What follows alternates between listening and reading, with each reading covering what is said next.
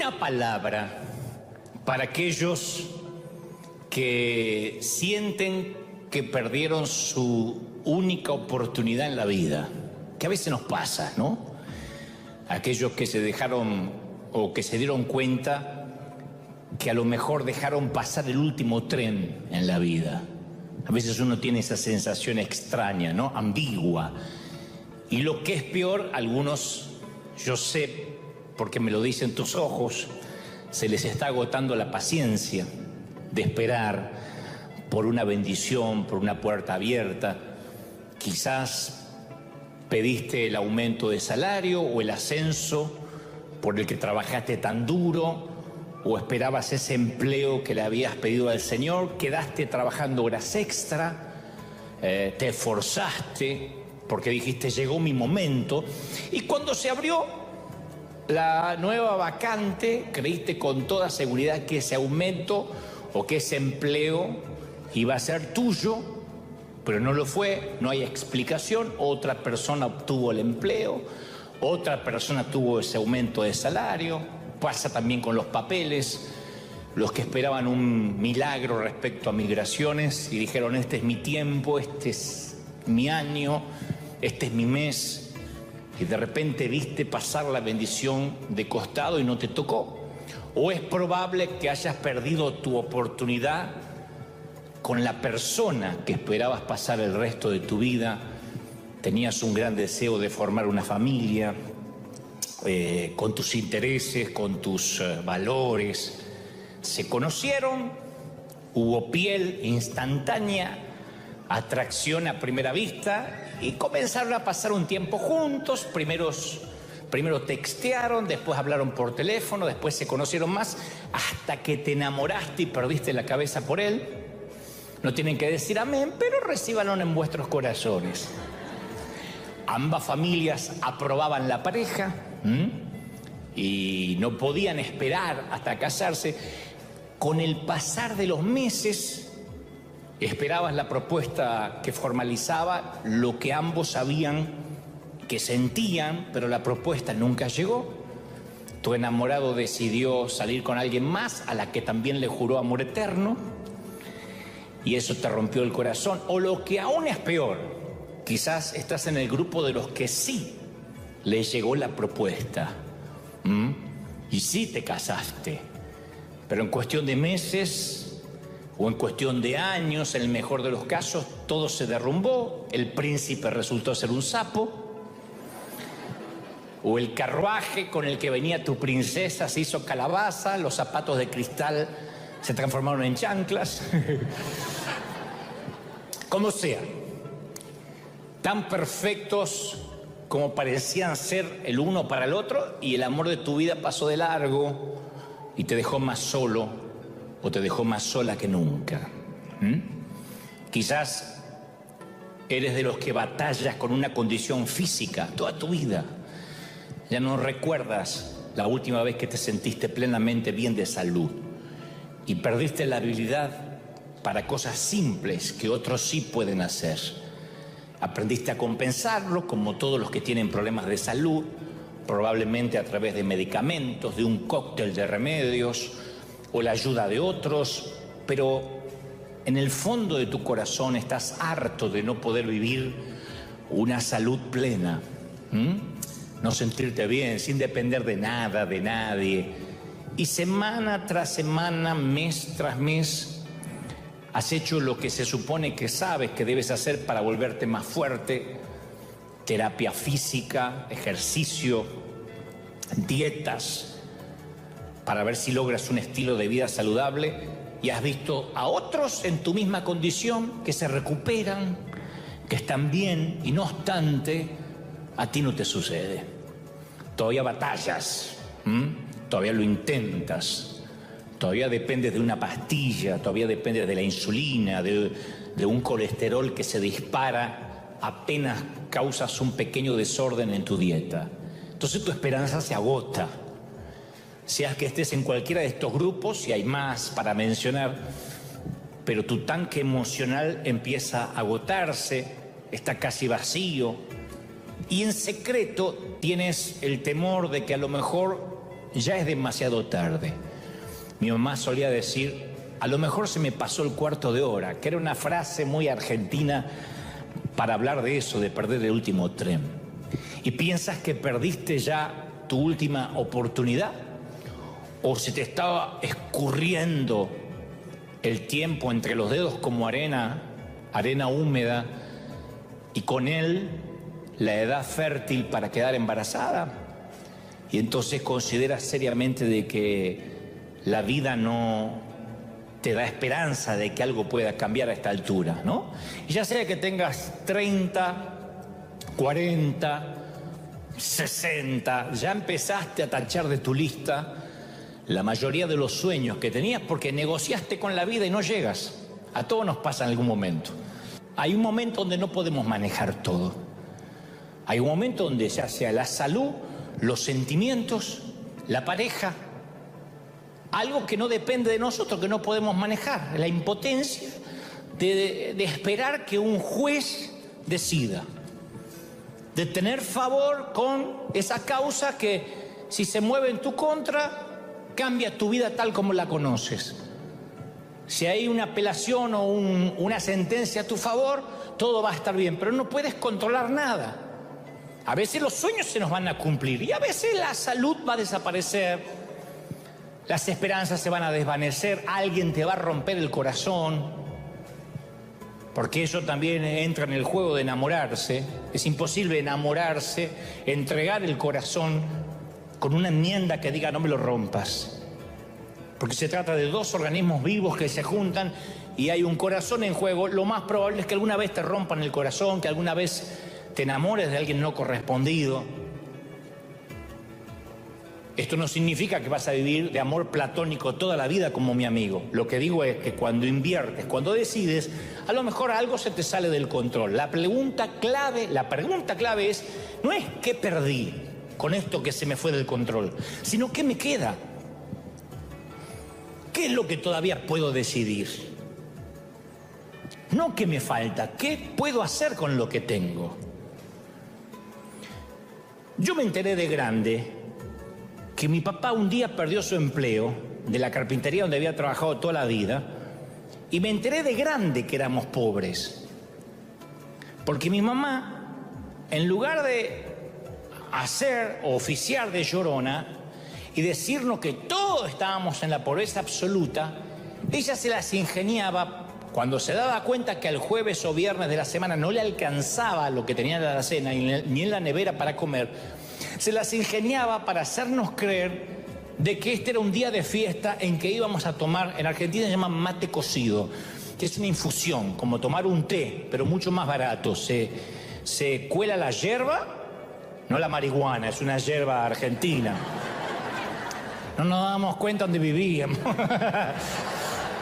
No, se cuela la yerba mate y se hace un té mojando el pan. Eso era todo lo que había. Mi mamá decía, hoy es día de fiesta, hoy no hay comida, hoy es noche de mate cocido. Y lo hacía ver como una fiesta, porque ella no se enfocaba en lo que faltaba, sino en lo que tenía para que no nos diéramos cuenta. Bueno, esta filosofía de vida es la que a veces tenemos que conversar con nosotros mismos para hacer frente a lo que viene. Viktor Frankl era un psiquiatra muy respetado en Viena que perdió todo cuando los nazis asumieron el poder y le quitaron la casa, su carrera, su libertad. A excepción de su hermana, sus padres, toda su familia fueron asesinados en los hornos de gas. Y Frank pasó años en Auschwitz, donde lo golpearon, lo privaron de comida, lo maltrataron, lo deshumanizaron. Puso todo su tiempo, su vida, en un manuscrito que había puesto toda su esperanza académica. Fue encontrado el manuscrito y destruido. Entonces, la historia cuenta que el sufrimiento y la tortura al que fue sometido Frank es difícil de asimilar aún cuando uno lo está leyendo. Lo obligaron a competir con otros prisioneros por restos de comida. Lo obligaron a trabajar en la nieve sin zapatos. lo obligaron a observar la ejecución aleatoria de sus amigos por capricho de un guardia. Nunca sabía, cuando se iba a la noche a acostar en sus literas, si al otro día lo obligarían a palear las cenizas de quien el día anterior había sido los cuerpos de sus amigos, o si serían él parte de las cenizas.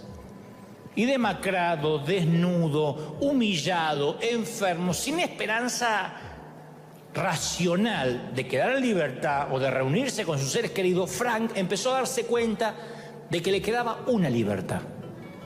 Una. Como Daniel, una. Él vio como algunos prisioneros, pese a que se morían de hambre, ofrecían pedacitos de su pan a otros. Empezó a notar como algunos prisioneros, a pesar de estar debilitados, intentaban consolar a los que estaban más débiles. Y llegó a darse cuenta que al hombre, según lo que cita Frank, se le puede quitar todo, excepto una cosa, la última de las libertades humanas. La última de las libertades humanas es decidir la actitud que tendremos ante las circunstancias de la vida. Nadie puede decidir la actitud que vas a tener. Nadie.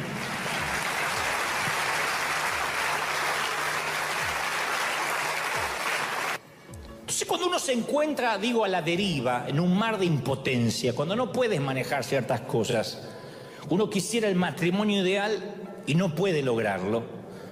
Uno quisiera los hijos perfectos y no puede lograrlo. Uno quisiera la iglesia perfecta y menos puede lograrlo. Entonces uno se siente a veces, insisto, en un océano de impotencia. Uno tiene que descubrir una manera concreta de tomar una decisión chiquita que no va a cambiar el matrimonio, los hijos, la iglesia y mucho menos el mundo, pero empieza un efecto dominó.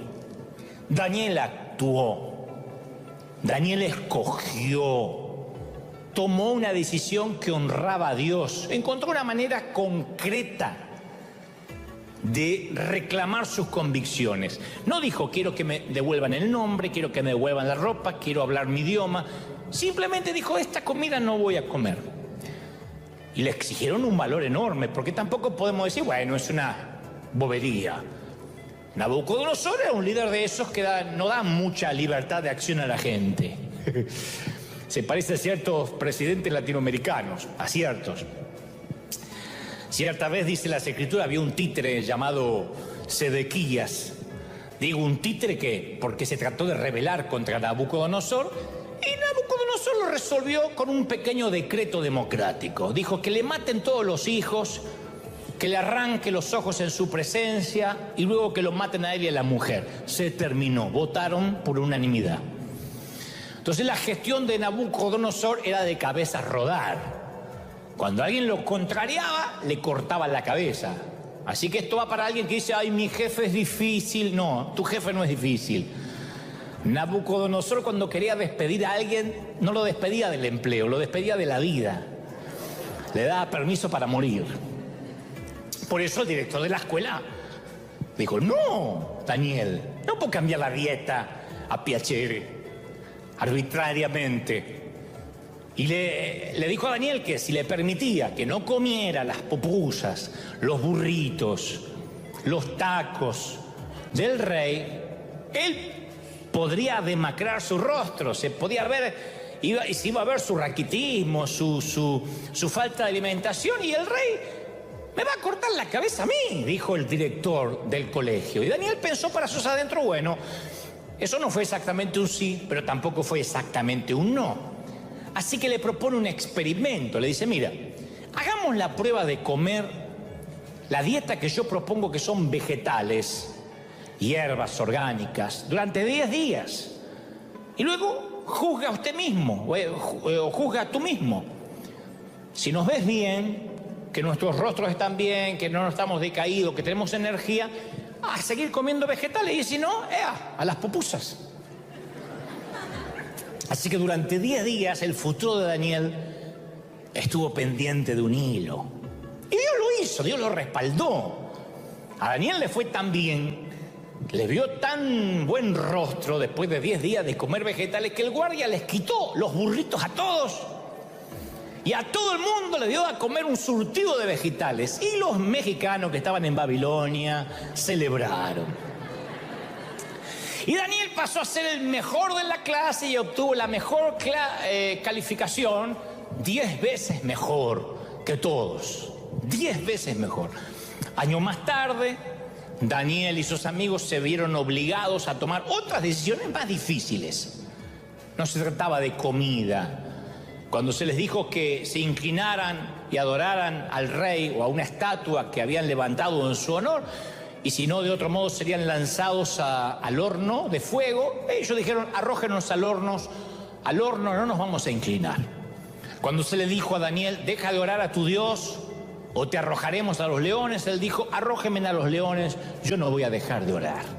O sea que él y sus amigos tomaron otras decisiones, pero si no hubiesen tomado esa pequeña decisión, la primera decisión del principio, jamás habrían tenido la fortaleza para tomar la decisión de dejarse amenazar con la caldera o con el foso de los leones y salir, obviamente, ilesos de ambos sitios. Jamás hubiesen forjado su carácter sin esa primera pequeña decisión. Por eso son las decisiones pequeñas las que nos llevan a las grandes victorias. Cuesta 30, 40 años hacer un éxito de la noche a la mañana. Zacarías 4:10 dice, no desprecien el humilde comienzo, los pequeños comienzos, porque los ojos del Señor se deleitan en ver el trabajo iniciado. Y el pequeño comienzo de Daniel fue no contaminarse con la comida, una decisión pequeña, no contaminarse con la comida del rey. Entonces Dios nos dio una pequeña medida de lo que Él posee sin límite, nos regaló la capacidad de escoger. Pudo no haberla regalado, pudo haberle dicho a Adán y Eva, coman de todos los árboles, aquí no hay ninguno que nos meterá en problemas. Pero Él no quería ángeles, no quería robots, quería que decidamos. Por eso no comparto aquellos que dicen, bueno, yo me casé con quien Dios me dijo que me casara. Dios no te la va a elegir. Pero Dios me la mostró en un sueño. No, eso era indigestión. Dios no te elige. Porque después le va mal a la mujer que tú me diste. Y al único que le di fue a Adán. Después no le di más a ninguno. No quiero tener problemas, dice Dios. Después te la buscas. Te lo buscas. Dijo Dios, hagamos al ser humano nuestra imagen y semejanza, que tenga dominio. Que no es lo mismo que tenga demonio, que tenga dominio. Entonces el plan de Dios es que a todos les toque su turno de mover la ficha. Porque cuando muere nuestro sentido de dominio, cuando ya no decidimos nada, perdemos el control de nuestra vida y también empezamos a morir un poco. Todos los días tenemos que decidir. Una de las experiencias más devastadoras en la vida es la impotencia aprendida. Cuando uno se siente impotente, que no decide nada. Yo leía que en los campos de concentración o en el ambiente de prisioneros de guerra, lo que más diferencia a las personas que se dan por vencidas, a las que se mantienen fuertes, es un sentido de que aún ejercen el control de algo, aunque sea chiquitito. Y estarás pensando, ¿control de qué? Si están en un campo de concentración, si están en una celda. Bueno, en los hogares de ancianos, decisiones tan triviales como decidir qué película van a ver o cuándo verla, o decisiones como qué almohada van a usar esta noche, hacen que mejoren su salud. El abuelo que dice, yo voy a dormir hoy con un almohadón de plumas que me lo trajo mi nieto, lo mandé a pedir porque el otro no duermo en paz. Mejora su salud porque todavía está decidiendo algo, aunque lo tengan que llevar al baño o bañarlo. Y baja el índice de mortalidad cuando uno sabe que todavía decide algo, cuando no depende de todo, cuando no es un vegetal. Y hay muchos que están viviendo de manera vegetal, aunque no estén conectados a un respirador. como estos amigos que te conté. Vegetan. Pueden tomar decisiones, saben que están mal en el sitio donde están y se quedan por años vegetando. A mí me cuesta mucho entender a la gente que dice, yo voy a una iglesia pero nunca recibo nada, ahí no me alimentan. ¿Y por qué vas? Y no, porque ahí voy toda la vida. Y así algunos permanecen en sitios donde ya deberían haberse ido hace rato. No es una apología para que la gente se vaya de las iglesias. Digo esto a la hora de un empleo, a la hora de una relación tóxica. Uno tiene que tomar decisiones. Daniel prosperó porque aún en el exilio se negó a creer que era impotente de decidir nada. Y todos, al igual que Daniel, vamos a pasar un tiempo en Babilonia. En algún momento algo no vamos a manejar, porque eso es la vida. Primero tenemos que tener en claro que ninguno de nosotros, aunque te parezca que sí, no, ninguno de nosotros somos víctimas de una vida o de circunstancias que escapan a nuestro control. Lo único que escapa a nuestro control es el sitio donde nacimos. La famosa frase que uno no elige a los padres. Pero después no somos víctimas de una vida que no podemos manejar. Todos sin excepción somos responsables de nuestra propia vida. No hay nadie que esté exento a esa responsabilidad. Nadie puede ocupar nuestro turno en el gran juego de la vida. Si la vida fuera un gran juego, tenemos nuestro turno, nuestra oportunidad. Todos tenemos las mismas 24 horas, los mismos 7 días de la semana, la misma duración de los meses, las mismas temporadas. No hay ningún jugador suplente designado que pueda jugar con nosotros. En otras palabras, en la vida no se nos permite decir, como en ciertos juegos de mesa, paso. Cuando no querías tirar los dados, no queríamos, decíamos paso.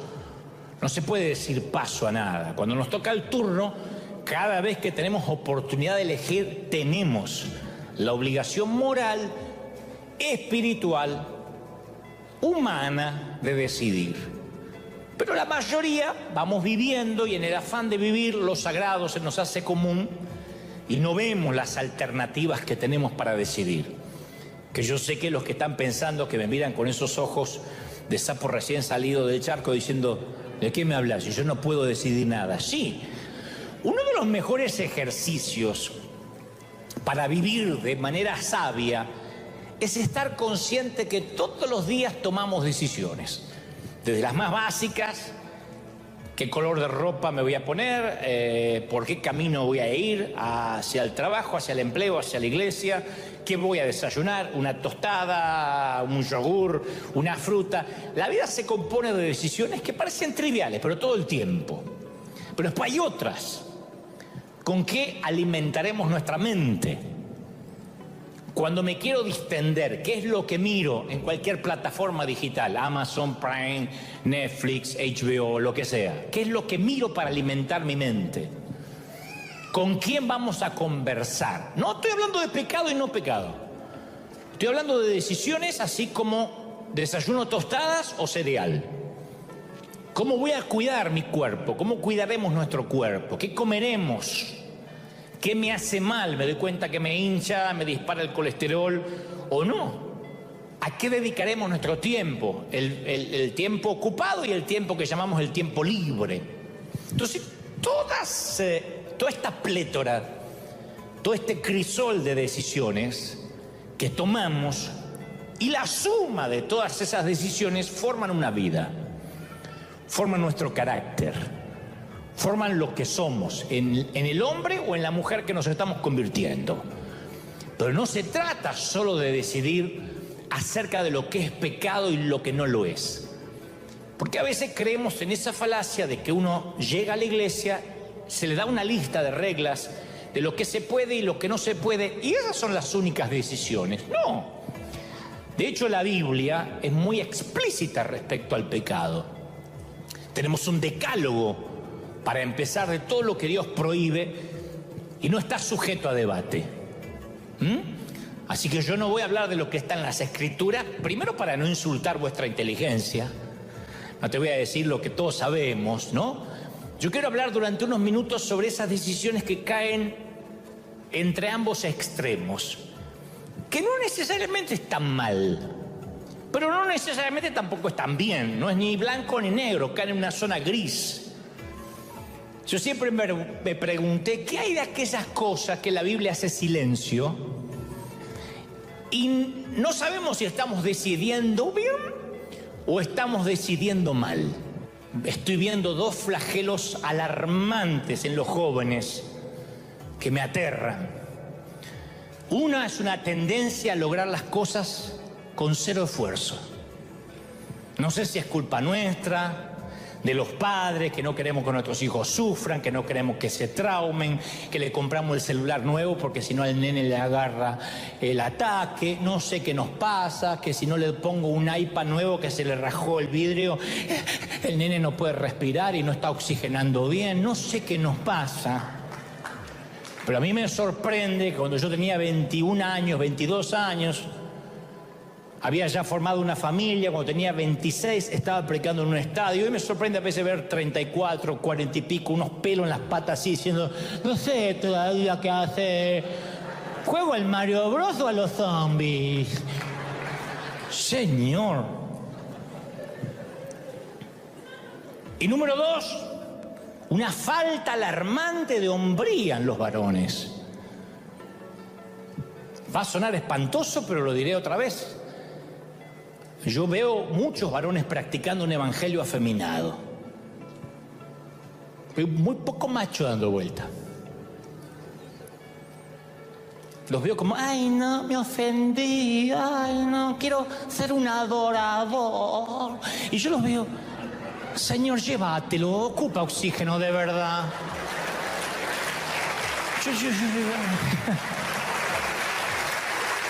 Pregúntenle a las mujeres si acaso nos faltan hombres.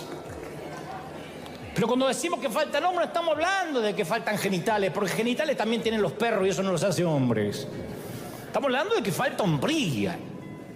Quien se pare para, aunque los feministas, las feministas me van a liquidar por esto, pero que se pare a conquistar, a hablar, a pelear por lo que ama, a salir adelante, no esperar que la chica le pague la mitad del café. Entonces, eso es falta. Eso es no tener una cultura de trabajo, de esfuerzo, de tomar decisiones. Voy a trabajar lo duro que sea, pero voy a salir adelante. Los que yo veo así son casi la excepción en todas las iglesias. No sé qué nos pasó, pero veo de verdad pocos hombres de verdad para hablar a una chica, para conquistarla, para enamorarla, para emprender una vida propia, para creerle a Dios, para meterse en desafíos de fe. Y los veo a muchos escudándose en esperar la voluntad de Dios, en que se me allanen los caminos, en que me abran las puertas, como esperando que la bendición le caiga del techo. Entonces a veces hay que tomar decisiones y esta es una buena oportunidad de decir, bueno, a ver, sí es verdad, voy a tomar los próximos 10 días para tener una aventura al estilo Daniel. Elegir un aspecto en mi vida en el que pueda tomar alguna medida mínima. No es necesariamente mudarme de estado, de provincia, de país, pero honrar a Dios en un aspecto pequeño, tal vez, al igual que Daniel, tenga que ver con lo que comemos. Voy a cambiar, no puede ser que a mí me domine más una porción de pizza, tengo que cambiar. Me está haciendo mal, el gluten me está hinchando, tengo que tomar una decisión. No lo dice la Biblia. O lo sugiere cuando dice que cuidamos el templo del Espíritu. Bueno, no va a cambiar toda mi vida, pero voy a tratar de, evitar el gluten si me hace mal. Capaz que tiene que ver con lo que elegimos para alimentar nuestra mente. Por 10 días voy a cambiar lo que entra acá. Voy a cambiar lo que veo en Netflix o lo que veo insisto, en Amazon Prime o lo que veo en HBO o en Hulu. Voy a cambiar lo que entra por acá. 10 días. O tal vez voy a procurar 10 días no quejarme de nadie. Son esas decisiones que tanto nos causa tomar, tanto nos cuesta tomar a los cristianos. Porque no todo está en la Biblia, son decisiones que no aparecen en blanco o negro en la Biblia. Y el tamiz es sencillo, la receta está en 1 Corintios 6:12, 1. ¿Esto me conviene? Esto me conviene, todas las cosas me son lícitas, pero no todas me convienen. ¿Puedo? Sí. ¿Necesito hacerlo? Capaz que no. ¿Puedo? Sí. ¿Tendría que ejecutarlo y hacerlo? Sí, capaz que la inacción es mi problema. El término griego para conviene es para mi ventaja. ¿Me da ventaja espiritual esto que voy a hacer? ¿Mi vida espiritual se reforzará con esta relación? Número 2, ¿esto me edifica? Todo me es lícito, pero no todo edifica. La palabra griega para edifica se traduce en construir una casa. O sea, esta decisión va a incrementar mi estabilidad espiritual, me dará mayor madurez, mayor solidez. Hágase todo para edificación. 1 Corintios 14:26. Daniel fue alguien que tomó decisiones sabias con sentido común. No hablo de Moisés, porque a lo mejor podemos decir, bueno, no hay parangón, no hay comparación. A mí nunca se me encendió una zarza en el desierto. Pero Daniel era un tipo que sentía esa ansiedad de los ejemplos que di hace unos instantes cuando comencé el mensaje. Cuando uno siente que no hay nada bajo su control.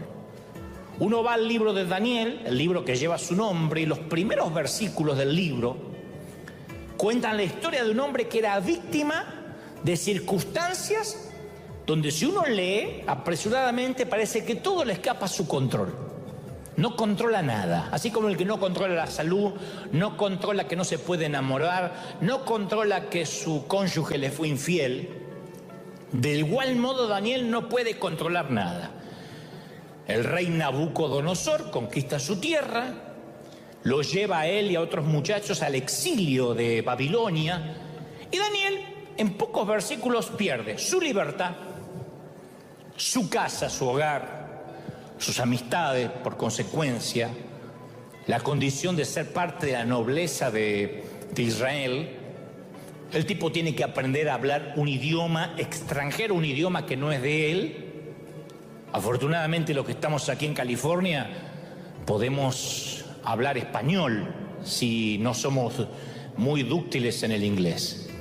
La primera vez que pisé este país y llegué a California, alguien me habló en inglés, dije, hey, español, que estamos en California, ¿no? Pero imagina que nadie, estás en, no sé, China, en un país donde no existe el español y tienes que aprender a la fuerza porque no sobrevives. Bueno, de hecho muchos pasaron por eso, ¿no? Él tuvo que aprender un idioma extranjero, vivir y morir en un lugar que nunca soñó estar ni quiso estar. De hecho, es tan grave lo que le pasa a Daniel que perdió su nombre, porque su nombre hebreo era Daniel, que significa el Señor juzgará. Daniel, el nombre tiene que ver mucho con nuestra identidad. Pero ya no era Daniel, se le da un nombre babilónico apenas llega, le cambian el ID, le cambian su documento y dice, ahora te vas a llamar Belsasar. Un recordatorio sutil de que ya ni siquiera controlaba su propia identidad. Que es lo que hacen en los campos de concentración, que es lo que hacen en las prisiones, cuando te quitan el nombre y te dan un número.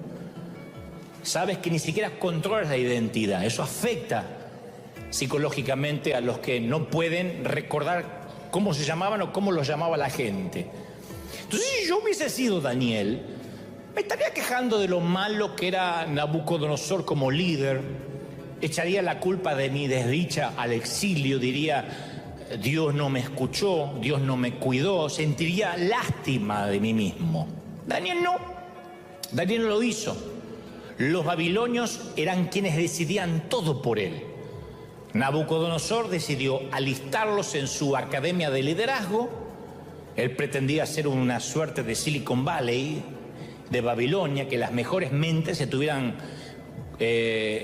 congruendo en un solo sitio, en un solo lugar. Decidió cuál era el criterio de ingreso, las materias que tenían que cursar.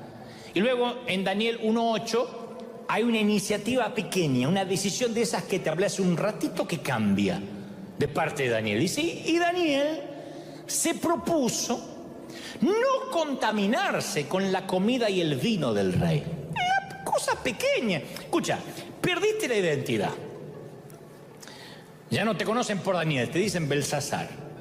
No manejas el idioma, tienes que hablar el idioma babilónico. Cambiaron sus vestiduras, su estilo, su forma, su moda. No puede ver a su familia. No puede decidir sobre su horario. Tiene un calendario estricto. Y él toma una decisión pequeña. Son palabras fuertes, pero es una decisión firme. Él decidió en su corazón que honraría a Dios. ¿Con qué? Con lo único que podía honrarlo, porque lo demás, si lo hacía, iba preso, le cortaban la cabeza. Hizo una estrategia con sentido común. Fue realista en cuanto a lo que no podía hacer. Fue realista como aquel que dice, tengo un impedimento físico. A ver, no puedo dejar de tomar insulina. No puedo desprenderme de la pastilla para el colesterol. Pero puedo tomar una decisión. Es realista en cuanto a lo que no puede, establece lazos de afecto y de cariño con quien manejaba el menú, el director de la escuela, y encuentra una solución. Daniel se presenta ante el director, quiere hablar acerca del menú. Le explicó que a todos les estaban dando a comer la comida del rey, que se trataba de, según grandes historiadores, tacos, burritos y pupusas. Eso viene desde Babilonia. Por eso el espíritu de pupusa es algo que se va a ir con el tiempo, porque viene arraigado de nuestros ancestros. Tacos, burritos y bueno. Y él quería hacer la dieta de Jerusalén, ¿no? Y el texto no explica por qué la comida del rey contaminaría a Daniel. Se supone que quizá violaba las leyes ceremoniales. Tal vez antes de ser llevada a la mesa era ofrecida a dioses paganos y por consecuencia la bendición sobre esa comida no venía de su Dios. La cosa es que al escritor no le interesan los detalles de la dieta, sino lo siguiente: Daniel escogió. Daniel tomó una decisión niña, pequeña, menor. Conozco a otro muchacho que siempre está enamorado, desea estar en una relación romántica, pero está más solo que Kung Fu. Está solo. Años, siempre solo. Y siempre que me encuentro con él está enamorado. Ustedes dirán, ¿y por qué? ¿Por qué no concreta? Porque tiene un problemita. Él se enamora de mujeres imposibles de lejos. De quienes se enamora suelen estar más o menos en la categoría de supermodelos. Él las quiere 90, 60, 380 y...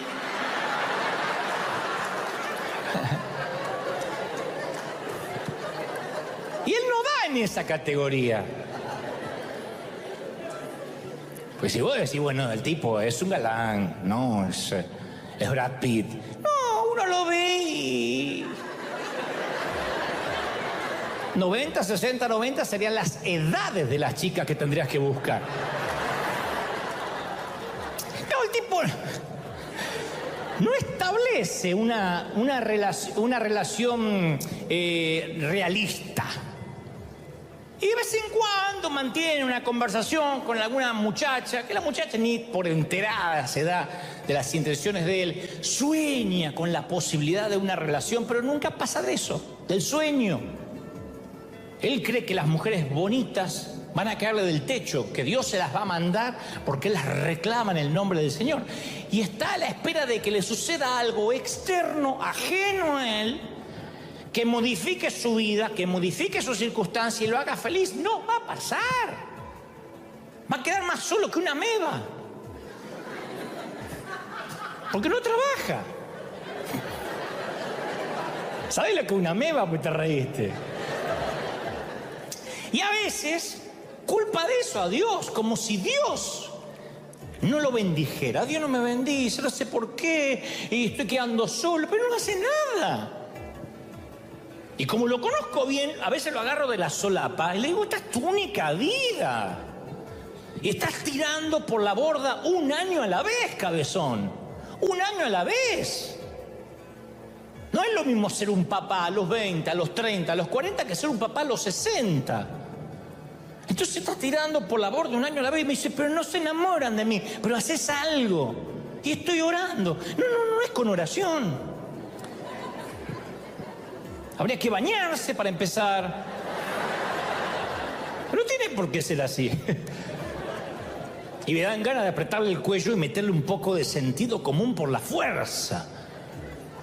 Y conozco a alguien más que le gustaría emprender un negocio propio, que vive mirando siempre hacia atrás porque ya intentó una vez y fracasó. Yo la llamo la mujer de Lot, que es la que se convirtió en sal por mirar hacia atrás. ¿Saben que los teólogos, los eruditos, los arqueólogos han debatido por siglos la razón por la cual la esposa de Lot miró hacia atrás?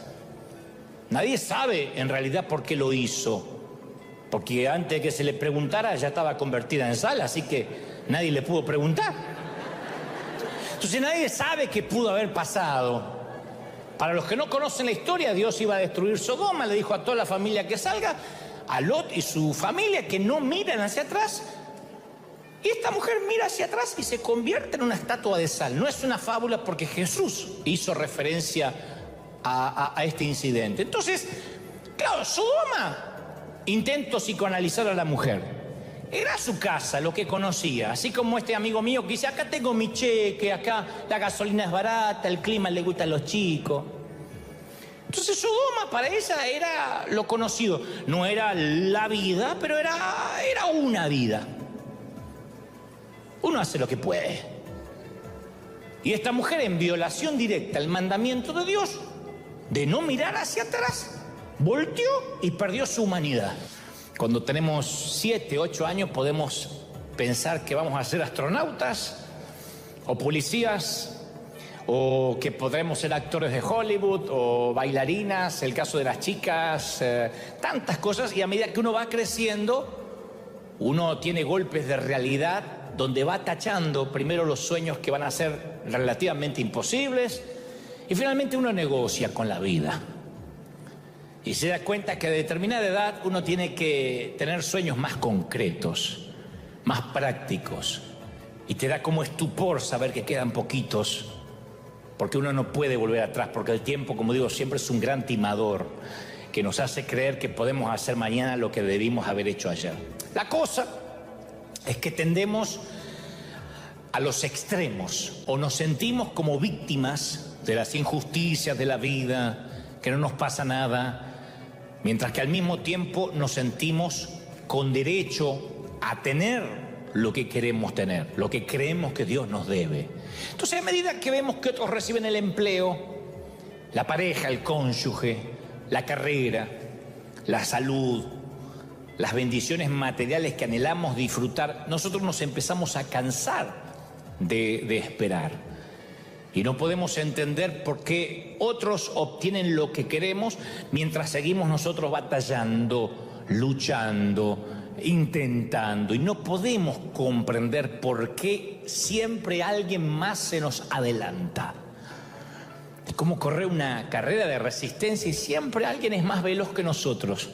No en términos de envidia, sino en decir, no me toca nunca. Siento que a veces tengo deseos de bajar los brazos. Y sentimos, insisto, que se nos debe, que tenemos derecho. Y simplemente no encontramos la razón por la cual permanecemos atorados en el mismo lugar.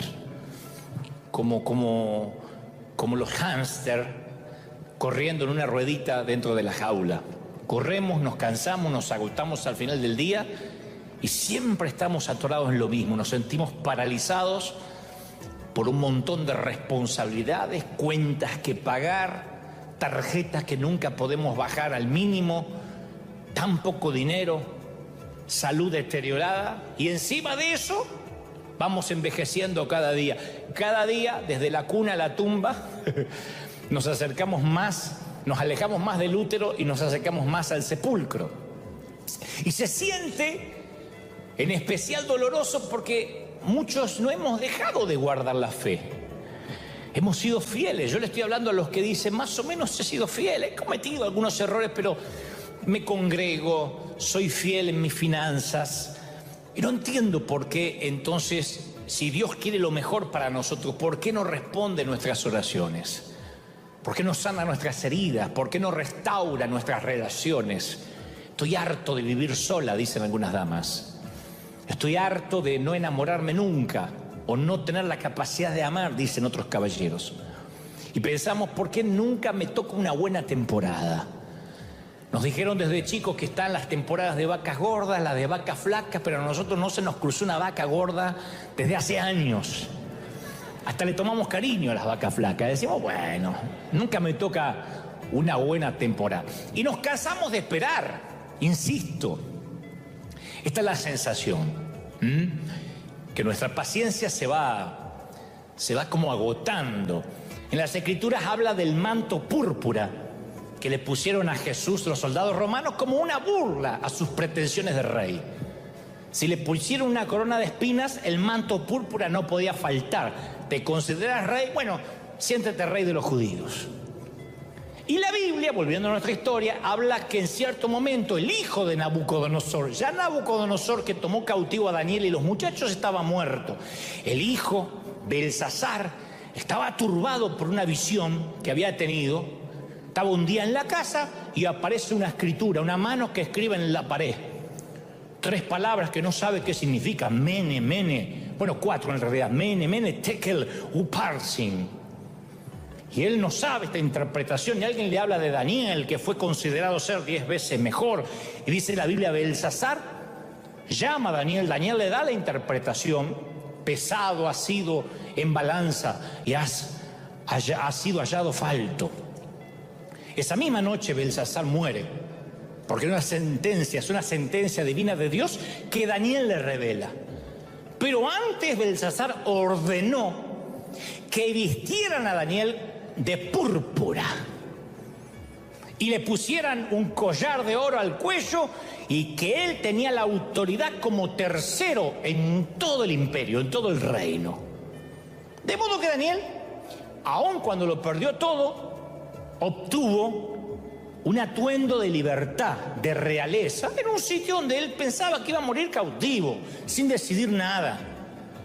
Pero no puedes obtener un manto púrpura si no tomas decisiones pequeñas como la que él tomó cuando adolescente, de no comer la comida del rey. Decisiones chiquitas que tienen que empezar con nuestros hijos, con nuestros jóvenes. Yo voy a decir esto una sola vez y no lo voy a repetir. Entonces, cuando uno se pregunta, ¿es pecado hacer esto o lo otro? ¿Puedo usar aretes? ¿Me puedo hacer un tatú? ¿Puedo tener relaciones? ¿Puedo pasarme del Barça al PSG?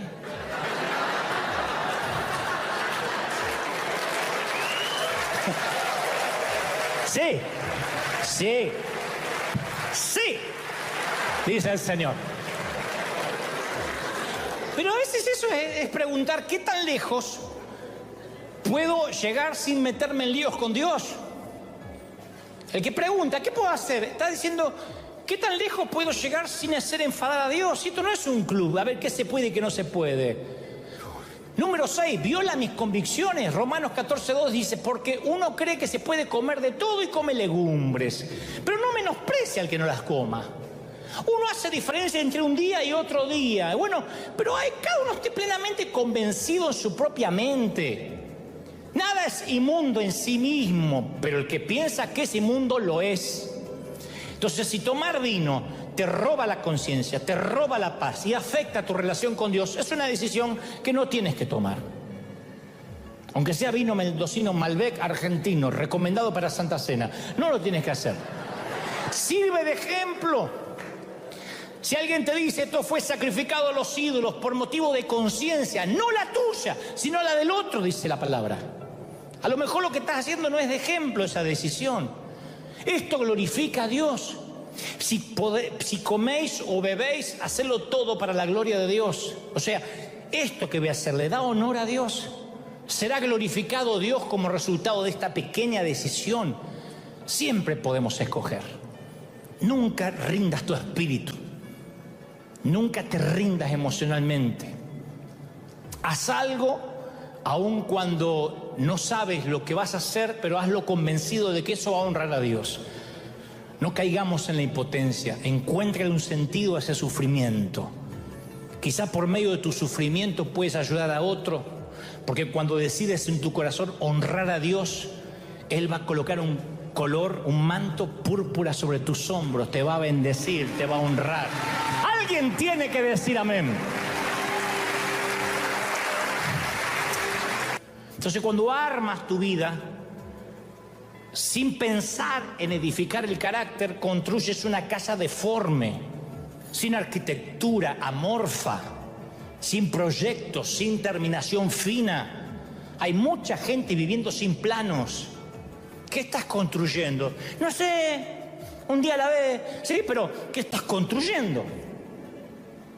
Porque es una torpeza hacer una torre y no ver primero si tiene lo necesario, el plano, los arquitectos y obviamente el material. Entonces muchos no tienen control de su vida. Conozco gente que, cuando hablamos de control, no es necesariamente que caen las drogas. Hay gente que no puede ser puntual en ninguna parte. Por años, no pueden edificar esa parte, por años. Yo no sé cómo llegan al trabajo, no sé. Pero no hay manera de ordenar su vida para llegar temprano a una cita o a la propia iglesia. Hay gente que no puede. ¿A qué hora es? A las 9, 9:40 llega. Levántate a las 6, 9:50. No hay manera. Otros no pueden administrar el dinero, no pueden edificar esa parte. Y el problema no son los ingresos, es el estilo de vida. Porque si Dios los bendice y aumentan sus ingresos, aumentan las deudas. Y no pueden sembrar, no pueden diezmar. Por mala administración nunca pueden edificar esa parte. Años y van a vivir endeudados, van a ser pobres en la mente, aunque tengan la cuenta bancaria llena de dinero. Es una pobreza mental, es un estado espiritual. Otros no pueden administrar su dieta. Viven sedentariamente, no pueden, saben que el médico le dijo salga a caminar porque se le tapan las arterias y no puede, le gana la tele, le gana la cerveza. Entonces quieren cosas grandes para Dios, se está muriendo porque se le está arruinando el templo del Espíritu y no puede salir a caminar media hora, caminar. Porque no es que le dijo el médico fabrique plutonio, camine. No puede. Ay, yo quisiera ser así de delgada. Ay, como quisiera tener el cuerpo de... Pero ahí cuesta. Número 3, ¿esta decisión me va a atrasar? Pablo le dice, el escritor a los Hebreos dice, despojémonos de todo peso y del pecado que nos asedia. Entonces, el peso, yo lo expliqué muchas veces, es diferente al pecado. En cierto nivel ya no vamos a luchar con pecado, sino con pesos que nos suman, que distraen las prioridades. Imagínate un deportista, un jugador de fútbol que antes de salir se emborracha, trasnocha. Bueno, pecó, no va a poder correr ni competir. Pero imagínate otro que se acuesta temprano, toma agua mineral, come verdura, pero sale a correr con botas y un abrigo de lana. Eso se llama estupidez. No pecó, pero tiene un peso innecesario. Entonces, 6 veces hay que tomar decisiones de, a ver, esta relación me pesa. A ver, voy a revisar el celular. Tengo tanta gente que me escribe que no me suma. No, es que hay que amarla, pero el que se mete a Redentor termina crucificado. Entonces, a veces hay que decir, a ver, bloqueado. Tengo ese que te llama y te tira su carga verbal.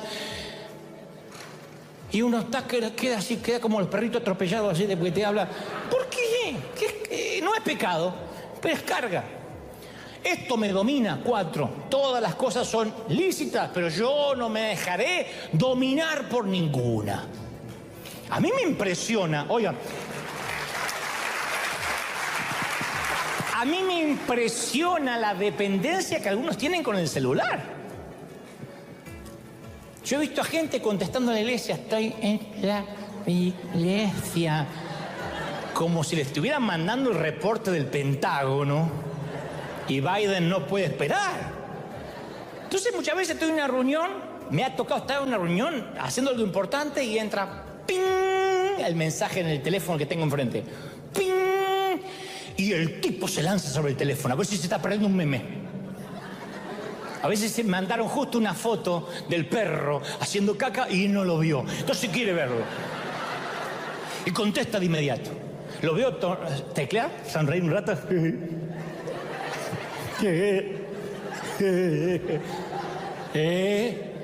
¿Qué me decía? O sea, me sorprende.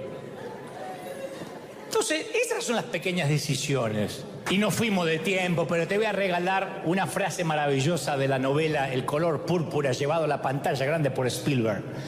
El discurso pequeño le pertenece a Sally, la afroamericana, que cuando ya está en sus años altos dice: después de todos estos años pasados en África, con la esclavitud, concebimos a Dios de otra manera, una manera más íntima. Porque la mayoría de la gente piensa que Dios es como un hombre blanco, se parece a algo o a alguien, o tiene una barba blanca, o se parece a Santa Claus o al Cristo que pueden poner en una cruz los católicos. Nah, los africanos no le atribuimos ninguna imagen a Dios, ninguna apariencia.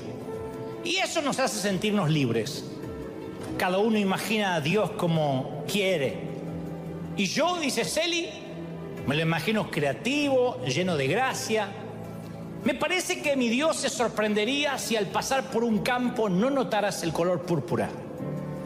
Porque cuando Dios hizo el color púrpura, estaba presumiendo de los hermosos colores que Él puede crear. Así que aunque estés cautivo, aunque te lo quiten todo, aunque la salud esté deteriorada, aunque estés tapado de deudas, aunque te sientas muy sola en una cama fría por las noches, toma una pequeña decisión. Aunque sea pequeñita, pero al menos toma una al día. Y hazte un favor, sé original. Nadie recordará, dice Celi, una flor amarilla en un jardín repleto de flores amarillas. Pero siempre recordarán al que logró cambiar su color, a la flor que logró cambiar su color a púrpura. Porque siempre que quieras podrás cambiar tu estrella y tu color. Siempre, siempre. Vamos. Dale un aplauso al Señor de señores y al Rey de Reyes. Vamos, vamos, vamos, vamos. Uy, dale un aplauso, dale, que se escuche ese aplauso. Dale un aplauso al Señor, dile: Señor, ese es nuestro Dios. Si crees que Dios habló, si crees que Dios habló, ¿lo crees de verdad? Te ama el Señor. Princesa, te ama el Señor. Príncipe. No sabe cómo te ama el Señor, no sabes cómo te ama el Señor. Te ama, te ama, te ama, te ama. En sus manos te tiene esculpido. Te ama el Señor. ¿Cómo no te va a amar? Toda la iglesia, los que están allí, repitan conmigo: Señor Jesús, te recibo como mi Salvador. Entra en mi vida, transfórmame. Anota mi nombre en el libro de la vida. Perdona mis pecados. Amén y amén. Yo quiero que te grabes esto. Esto te va a empezar a sanar ahora mismo. Dios ve todo. Dios ve todo. Dios ve tu dolor desde que empezó. Como te dije hace un par de domingos, estás en un ambiente controlado, lo creas o no. Dios dijo en Éxodo 3:7, ciertamente yo he visto la opresión que sufre mi pueblo en Egipto. Los he escuchado quejarse de sus capataces. Conozco sus penurias. Yo creo que Moisés estalló en llanto cuando oyó estas palabras. Porque el Creador estaba conmovido. Dijo: yo he visto, yo los he oído llorar. Y yo quiero que tomes esa palabra logos y la hagas un rema, una palabra puntual para ti. Dios me ha visto llorar por las noches. Dios me ha visto que no puedo dormir. Desde que empezó, Él está observando. Él lo vio. ¿Lo crees de verdad? Él lo vio. Lo ve. Sabe que algo te agobia. Y no sé qué sea, una larga enfermedad, una quiebra, un sufrimiento en la familia, confusión en cuanto a tu carrera, depresión inexplicable, una terrible pérdida, una ruptura. Yo quiero que hagas una pausa por un momento y oigas estas palabras que el Creador susurra a tu oído: no te angusties. Yo he visto tu corazón. Yo he visto tu corazón partido. Te he oído por las noches. Te he visto cuando te tiras a orar y no sabes qué decirme. Pero confía en mí. Yo sé lo que estás pasando y te doy mi palabra que me importas. Y me importas mucho y no voy a soltarte. Te estoy viendo, te estoy observando. No te voy a dejar. ¿Cómo te ama el Señor? ¡Aleluya! A veces decimos: Señor, ¿estás viendo? ¿Alguna vez dijiste: ¿estás viendo, Dios? Pero Él también se llama el Roy, el Dios que me ve. El Señor le reveló ese nombre a una mujer llamada Agar. Dijo: yo soy el Roy. Y Agar dijo: tú eres el Dios que me ve.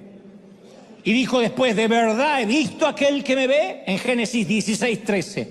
De verdad acabo de ver y acabo de hablar con el Dios que me ve. Una esclava, una mujer que había sido usada como madre sustituta, que de alguna forma habría prestado su vientre, dijo: ¿de verdad Dios me ve? Dios nunca está inconsciente de lo que estamos pasando. Dios sabe cuando lloraste baldes de lágrimas y ni siquiera estabas seguro o segura por qué estabas triste. Nos ve en esos días que la tormenta no cesa. Claro que hay días de marea baja que casi ni buscamos a Dios, porque está todo bien. Y cuando uno está en esa zona de marea baja, los niños pueden derramar soda, comida en la alfombra blanca, y uno dice: ¡ay! ¿Cuántas veces yo hice lo mismo de pequeño? Perdón. ¡Ay, niño! Es una alfombra. Al cabo es dinero. ¡Oh! Por eso los que son sabios aprenden a atesorar los días de marea baja como regalos que llegan de tanto en tanto. Debo ser el único predicador en el mundo que dirá lo que voy a decir ahora. La vida no son claros con algunas junglas de tanto en tanto. La vida es una jungla con algunos claros de tanto en tanto que hay que saber aprovechar. Aprovecha mientras tus chicos sean chiquitos, aprovéchalos cuando son adolescentes, aprovecha los años altos. Hay momentos que no van a regresar. La vida son batallas, según lo que dijo el Señor, todo el tiempo con algunas treguas, unos momentos para meterte en la trinchera y en medio del barro, de las granadas enemigas que explotan alrededor, tratar de comer una barra de chocolate, tomar aliento para continuar la guerra. Eso es la vida. Yo sé que acá no hay muchos amén ni mucha gente empoderada, pero es la vida. Sin embargo, uno de los peligros de la marea baja, de esos momentos de oasis, es que podemos comenzar a pensar que nos lo hemos ganado. Que esos días de sol son un reflejo de nuestra sana doctrina, de nuestra madurez espiritual. Yo tengo esta familia perfecta porque yo oro. Yo tengo un trabajo ideal porque yo tengo una doctrina verdadera. Y ahí podemos empezar a juzgar a aquellos que no están viviendo mareas bajas. Juzgamos a los que viven días de tormenta. Por eso los que viven días de tormenta no quieren hablar. Porque cuando nosotros tenemos un momentito de tranquilidad, empezamos a juzgar a la familia que tiene problemas, a la familia cristiana que tiene problemas con los hijos. Pero fíjate, esos padres cristianos, si fueran verdaderos cristianos, el hijo no andaría haciendo esas babosadas. Fíjate lo que es la hija, parece una loca. No parece una hija de cristiano. Es Lady Gaga. Y cuando eso pasa, estamos criticando porque nos sentimos con la autoridad para hacerlo. Fíjate aquel matrimonio que está en crisis, ¿cómo puede ser que no tengan a Dios? ¿Cómo aquel puede vivir enfermo los años que viene a la iglesia y siempre enfermo? Y entonces nuestra vida espiritual, la nuestra, se empieza a volver rutina. En ese tiempo que no tenemos ninguna crisis seria, que vivimos señalando al resto, tampoco tenemos grandes avances, Empezamos a tener una vida de iglesia mecánica Entonces cuando llegan los primeros problemas nos sorprende, porque nuestra respuesta es preocuparnos en lugar de confiar y orar. O sea, la fe en Dios no es un seguro contra tragedias. Pero la gente de la iglesia, que aquí entran las segundas opiniones, no ayudamos, porque no entienden la mayoría, ni les enseñaron a entenderlo. Entonces cuando estás triste no quieres contarlo porque lo primero que te dicen es que te pongas a orar, o que te pongas a cantar o a reprender, que está bien, tenemos que orar. Pero a veces te dicen, no, tienes que reprender, tienes que decir y repetir tal oración, tienes que bañarte y leer la Biblia. Pero nadie va a convencerte que te van a dejar de doler los golpes, menos cuando estás en medio de una paliza. Solo quieres una tregua, que los golpes cesen. El tema es que no somos impermeables a los prejuicios de los demás cristianos y no deja de afectarnos esa mirada ajena cuando estamos pasando por algún periodo depresivo. Si se sabe que recibiste un diagnóstico de salud mental o tomas pastillas, seguro que estás con un pecado oculto o endemoniado. Entonces no pides ayuda porque te espanta ser juzgado y diagnosticado. Los prejuicios evangélicos a veces son un gravísimo problema sanitario. Y lo peor, casi nadie nos predica sobre esto. Yo he tenido momentos de tristeza donde me hacían repetir frases ridículas y pretendían creer que mi tristeza se iba a ir por la mañana o pasando al altar. Reprendo la tristeza. No era así. Lo que es peor, te enfermas, llegas al hospital y ¿quiénes llegan? Los traficantes de culpa. Que son peores que Pablo Escobar resucitado. Los traficantes de culpa, que te dicen, como una vez conté, algo habrás hecho para que estés aquí. Capaz que por algún pecado que no confesaste. O te acusan, no habrás orado lo suficiente. O te dicen la frase tan dolorosa, te está faltando fe. Y lo peor es cuando te lo dice un pastor. Esto te está pasando por haber salido de mi cobertura. Te quitó la cobertura de chocolate y te fregaste. Entonces, es una locura. A priori, no se trata de un castigo de Dios necesariamente. En Lucas 13 le preguntan a Jesús acerca de dos acontecimientos de actualidad que se ve que era la discusión local del momento. Uno era un hecho en el cual unos soldados romanos asesinaron a miembros de una minoría religiosa. El otro hecho fue un accidente que se desplomó una torre en los tiempos de Jesús y se desplomó y mató 18 personas. Habían salido seguramente en el periódico local, en el Jerusalem Post. Y aquellos judíos del siglo I le preguntan a Jesús acerca de lo que hoy vendría a ser el equivalente. ¿Por qué los cristianos se mueren de COVID? ¿O por qué se mueren de cáncer? ¿O por qué niños, hijos de cristianos, a veces tienen un accidente? ¿O se enferman? Y la respuesta de Jesús, que relata Lucas 13, es brillante. Él dice, ¿ustedes piensan que esos galileos, por haber sufrido así, están hablando de los que fueron asesinados por los romanos y aquellos que murieron bajo el desplome de una torre? Dice, ¿ustedes creen que esos que murieron, esos galileos, eran más pecadores que todos los demás?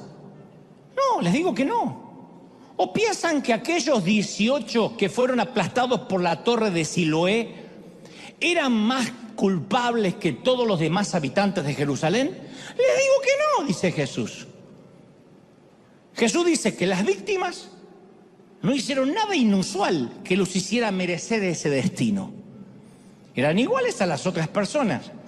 Entonces, él no lo dijo, pero quizá la torre se desplomó por una mala construcción, por un maestro mayor de obras hispano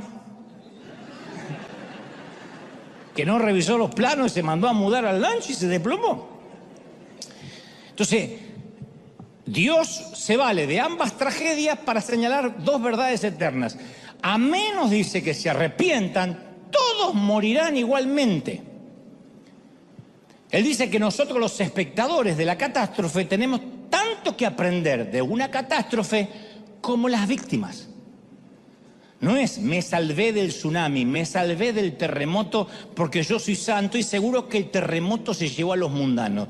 Una tragedia debe alertarnos que estemos preparados para el caso que seamos las próximas víctimas de un derrumbe de una torre, de un acto de terrorismo, de un infarto, de un virus o de un resfrío mal curado. Que siempre tengamos nuestros papeles en regla, porque esto no es la migra. No hay una redada de vez en cuando, hay una sola redada final y te vas para abajo o te vas para arriba. Entonces Dios dice, todos deben estar preparados. Se te puede desplomar una torre, puedes tener un accidente de tránsito, puede finalmente pasar por aquí la falla de San Andrés, pero que pase por la vereda y no por acá. La catástrofe nos recuerda la brevedad de la vida. Yo he estado con cristianos que estando enfermos se preguntan, ¿qué es lo que el Señor está tratando de enseñarme? Dicen, ¿cómo tengo más fe para sanarme y salir de aquí? Otros suplican, ¿qué tengo que hacer para que Dios me sane? Cuando duele, no podemos dejar de preguntarnos qué es lo que Dios está tratando de decirte mediante una simple faringitis o la muerte repentina de un ser amado. Porque el dolor y el sufrimiento son parte integral de nuestro planeta. Y los cristianos no estamos exentos. ¿Se acuerdan? En el mundo tendréis ¿qué? Aflicción. Él nunca nos prometió un seguro contra enfermedades, tragedias. A veces sabemos que nos enfermamos. ¿Por qué? A ver, también está eso, poco ejercicio. Toda una vida con mala dieta, comiendo carbohidratos, grasa, fritura. Y te vas al cielo disparado como flatulencia de buzo. O a veces es algo hereditario. A veces es un germen. El sufrimiento nos dice a toda la humanidad, cristianos y ateos, que algo está mal en este planeta y que necesitamos la intervención de Dios. Pero es peligroso y ni siquiera es bíblico que te tortures tratando de encontrar el mensaje de Dios en tu dolor. ¿Qué Dios me quiere decir? Bueno, a lo mejor puede ser algo tan sencillo como afloja con las hamburguesas. Sí. Deja de tener una vida sedentaria. No prometas todos los fines de año ir al gimnasio para solo después pasar por la puerta. Haz algo con tu vida. Y a veces simplemente que es la vida. Entonces, quiero que sepamos y tengamos en claro que las segundas opiniones, generalmente de creyente que dice por algo estás hecho, por algo te pasa, es que cuando te fuiste de la cobertura, cuando te cambiaste de iglesia, cuando dejaste de diezmar, Dios no es un Dios que te va a mandar un castigo adrede, que a lo mejor ni siquiera sabes por qué es. ¿Qué pasaría si nuestro niño un día está jugando, tranquila, plácidamente, y venimos por atrás, ¡pah!, le damos una paliza? Sin razón aparente, o para que esté pegado para el futuro. Y el nene dice, ¿por qué me está pegando? Y no sabe las razones. ¿Qué hacemos? Produciríamos hijos neuróticos. Un hijo que no crece bien psicológicamente porque no sabe a qué es el castigo. Entonces, cuando uno trata de ver cuál es el castigo, es un error, es una falacia. Entonces, en cuarto lugar, voy a diagnosticarte la patología.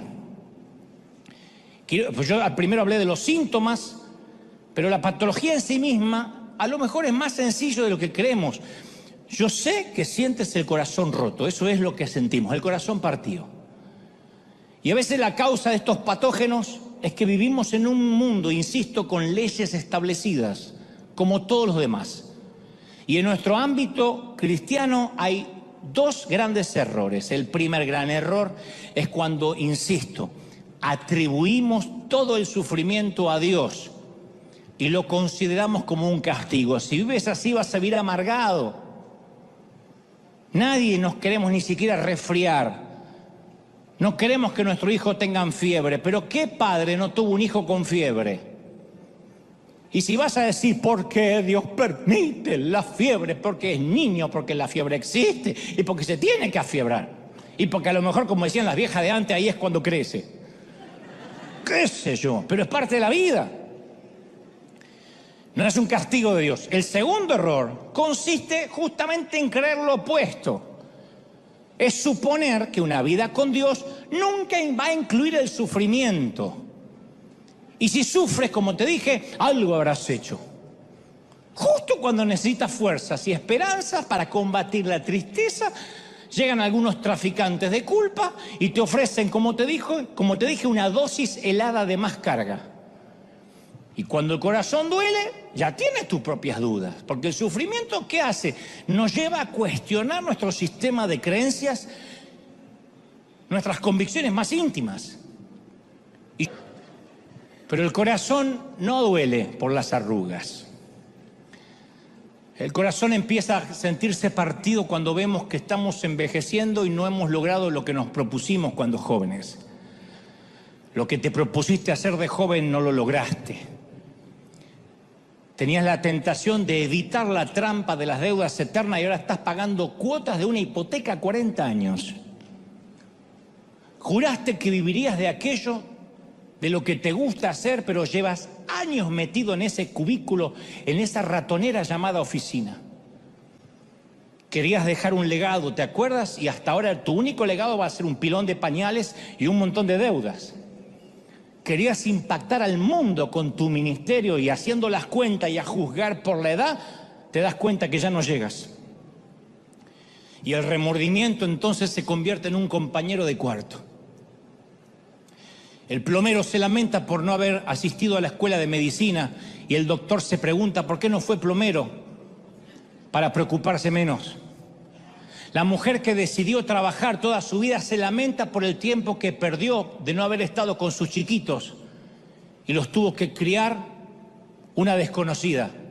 Y la mamá, que siempre fue ama de casa, se lamenta por no haber trabajado y nunca haber hecho algo por ella misma y haberle dedicado sus mejores años a sus hijos. Eso es el juego de la vida. Eso es parte del juego de la vida. Y el Señor lo dice, Él dijo en Lucas 17:33, el que procure conservar su vida la va a perder. Y el hombre que esté preparado para perder la vida, la va a conservar. No está hablando de suicidas potenciales, está diciendo de aquel que diga, todo esto es pasajero. Los cristianos también se envejecen y enferman. Los cristianos compartimos el sufrimiento con el resto del mundo. Y el énfasis moderno en la sanidad divina tiene el efecto secundario de hacer creer que aquellos que no son sanados sientan que Dios los pasó por alto o no los ama tanto. Entonces, en una noche de milagro, el que tira las muletas se lleva el mejor aplauso. ¿Y cuántos regresan a sus hogares en sillas de ruedas, preguntándose apesadumbrados por qué su fe ha fallado? ¿Qué están haciendo mal? Si le predicamos a todo el mundo que los cristianos no usamos silla de ruedas, estaremos segregando a millones de cristianos piadosos que no tienen sus extremidades fuertes para ponerse de pie. El apóstol Pablo no esperaba riqueza y bienestar en la vida cristiana. Él le dijo a Timoteo en primera de Timoteo 3:12, asimismo serán perseguidos todos los que quieran llevar una vida piadosa en Cristo Jesús. Entonces quiero que te grabes esto. Una persona enferma no quiere estar enferma, pero de algo estoy seguro, no necesariamente es menos espiritual. Tampoco la fe nos equipara, nos equipa y nos pone mágicamente dentro de un traje espacial herméticamente sellado, libre de gérmenes, para protegernos contra los peligros de la tierra. Porque eso nos impediría identificarnos con el mundo. ¿Cómo vamos a predicarle al mundo si nosotros no tenemos dolor ni sufrimos nada? Nuestros hijos son perfectos, nuestros cónyuges son perfectos, tenemos los matrimonios ideales, tenemos las mejores hipotecas, los mejores créditos, así cualquiera predica. No. Ese es un lujo que Dios no le permitió ni a su propio hijo. Sostener la idea que convertirnos en cristianos nos garantizará salud, prosperidad, es una falacia, es un embuste. Que quiero que seas próspero, claro, y yo también quiero. Que quiero estar sano, lo intento, trato, me cuido, oro. Pero no estoy exento a que una enfermedad llegue a mi cuerpo y algún día esa enfermedad crezca, sea gigante y sea el motivo de mi partida. De algún modo me tendré que ir. Y en quinto y último lugar, en los últimos minutos, quiero recetarte la terapia. Porque es más sencilla de lo que creemos. Es más sencilla de lo que podrían hablarnos por horas. Es vital que sepas que la profundidad del valle es una promesa de la altura de la bendición que está por venir. El camino de un valle oscuro siempre nos lleva a una escena elevada, un lugar donde Dios nos va a bendecir, si no, no te permitiría que estés en un proceso. Los valles, ¿sabes por qué se define un valle? Por los montes que rodean el valle.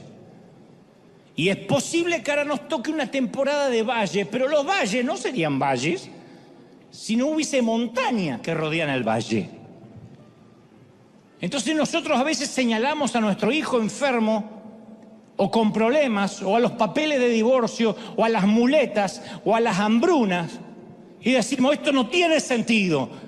Pero ¿será posible que exista alguna explicación a ese sufrimiento que no vamos a entender mientras que estemos aquí? ¿No creemos que las maravillas del cielo van a ser capaces de redimir una vida llena de dificultades? Dijo el Señor, el que quiera conservar la vida la va a perder.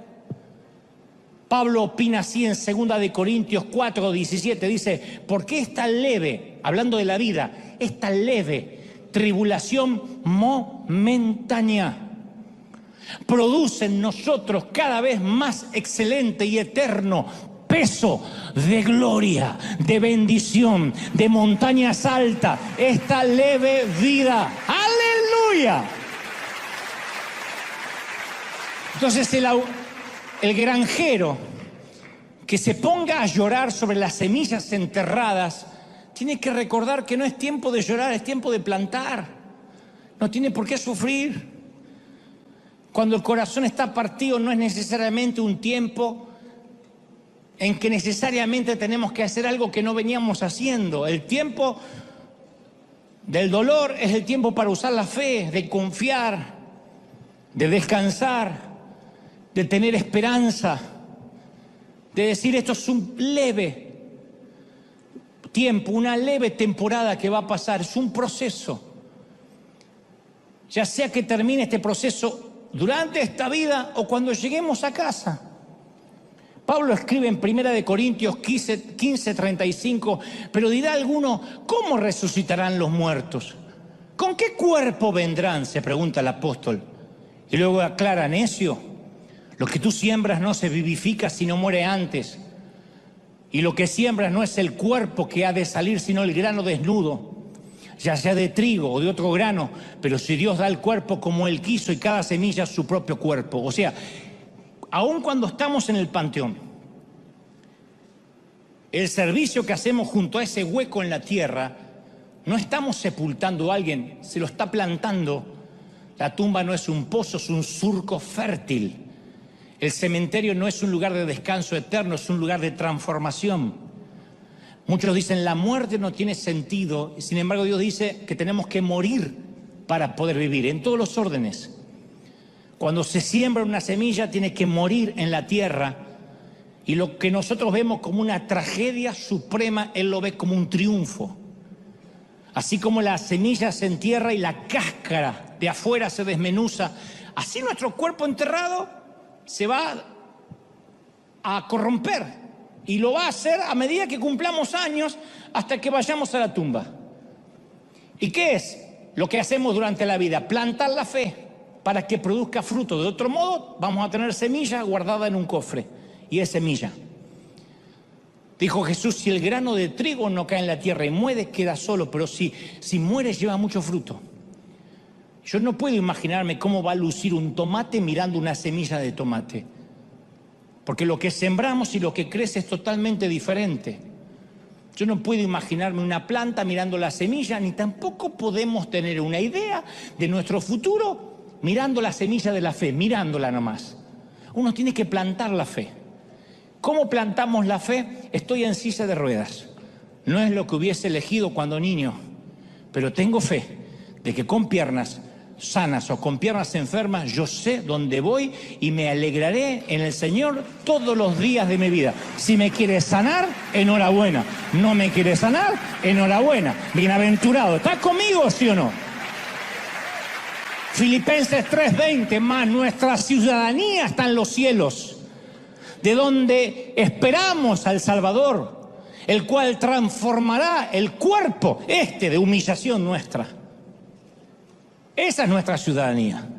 No esperamos papeles de la Unión Americana para que nos cambie la vida. Si Dios te da papeles y legalidad en el país, ¡aleluya! No te los da, te alegrarás en el Señor. Tu cuerpo y tu corazón están cansados, están agotados. ¿Por qué? Porque no usas la fe.